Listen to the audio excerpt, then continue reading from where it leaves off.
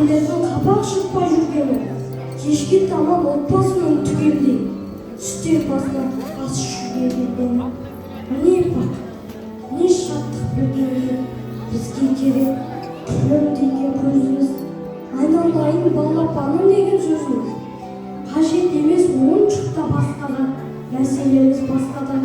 Назарыңды бұршы бізге атаны, айтқан әзір, билеген би, өнерге қол созамыз жетеді.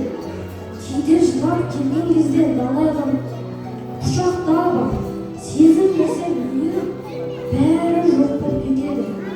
Есімізден шықпасыншы атаны, қажет емес балалардың қана деп үйге қоймай жүргенін, телефоннан амандықты білгенін, сіздер ақша табамыз деп жүргенде күндер сулайды, бір орнында тұрмайды, балам қайтып келмейді, ал өсіп кеткен балам қайда жүргенін білмейді.